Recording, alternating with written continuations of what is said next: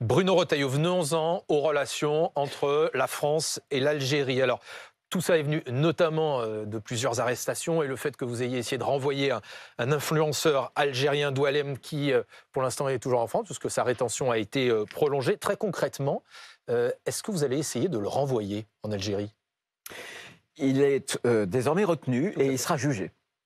Mais là, cette position était inacceptable. J'ai considéré que la France avait été humiliée. Je veux dire un mot de Boualem Sansal, qui est un ami, mais qui est aussi un ressortissant français, qui a été arrêté injustement et détenu arbitrairement. Il est âgé et il est malade. Voilà. Et on a cette... Vous avez des nouvelles de lui? Non, je n'ai pas eu des nouvelles. On a des nouvelles par son épouse, très indirectement. Et j'ai eu il y a quelques heures celui qui est son avocat. Mais ce que je veux dire, c'est qu'il y a eu les influenceurs. Et là, je ne peux rien supporter. Je ne laisserai rien passer. Mais concernant Doualem, l'Algérie n'a pas pu accéder à votre demande. Qu'est-ce qu'on fait? On retente ou on se couche? Pardon, répétez. Concernant Doualem, oui, l'Algérie n'a pas accepté de le reprendre sur son territoire. Vous avez dit n'a pas pu. Non, n'a pas voulu. N'a pas voulu, oui. L'Algérie n'a pas respecté le droit international. Elle n'a même pas respecté les textes qu'elle s'est donnés par l'accord entre nos deux pays de 1994, un protocole qui indique, comme la Convention de Chicago, le droit international, que quand vous avez un ressortissant algérien, que vous avez un passeport biométrique, donc infalsifiable, qui est en cours de validité, alors vous devez accepter. Alors qu'est-ce qu'il faut faire? Le droit international. Bruno Retailleau, est-ce qu'il faut prendre des mesures de rétorsion supplémentaires envers l'Algérie? Je suis favorable. Je pense que je connais les douleurs de l'histoire.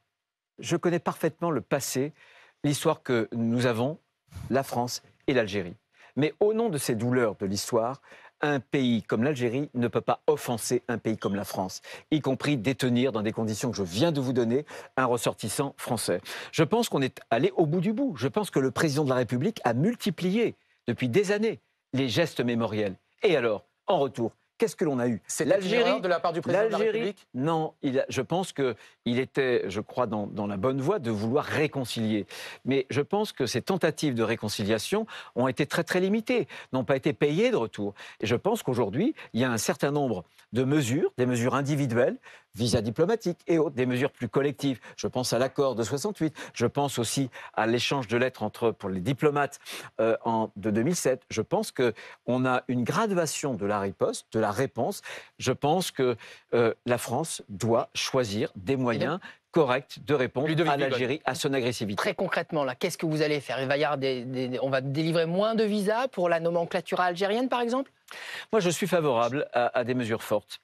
Mais ce n'est pas moi qui prends la décision. C'est le président de la République? C'est évidemment au plus haut niveau que cette décision doit être prise. Simplement, ce que j'observe, c'est que sans rapport de force, je pense qu'on n'y arrivera pas. Donc je pense qu'on est arrivé au bout de ce que la France pouvait faire.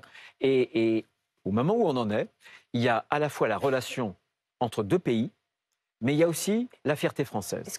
Et je pense que cette fierté française a été en quelque sorte blessée par l'offense que l'Algérie a faite à la France, notamment à travers Boualem Sansal et à travers cet influenceur. Est-ce que ça veut dire, Bruno Retailleau, que vous appelez le président de la République à rompre l'accord de 1968?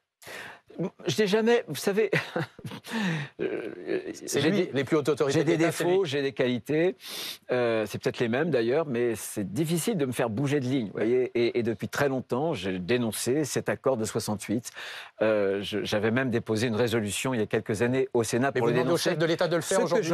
Ce que j'observe, je suis ministre de l'Intérieur, donc je ne dirige pas la diplomatie française.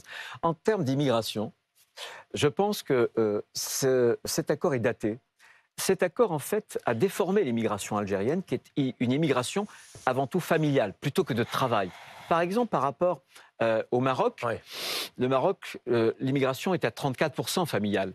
Pour l'Algérie, c'est à plus de 50%. Donc je pense que cet accord, il n'a plus lieu d'être parce qu'il exprimait une situation historique. Cette situation historique est aujourd'hui, je pense, dépassée. Il faut le mettre sur la table, voilà, comme d'autres instruments. Et juste en un mot, comment vous qualifieriez aujourd'hui l'état des relations entre la France et l'Algérie? En un mot. Agressive. Du côté algérien. Agressive. Et ces relations, aujourd'hui, sont réduites à minima. C'est une agression de l'Algérie contre la France. Mais la France a fait, par la voix du président de la République, tout ce qu'elle pouvait sur le chemin de la réconciliation. Et en retour, on n'a eu en réalité que des gestes d'agression. Voilà.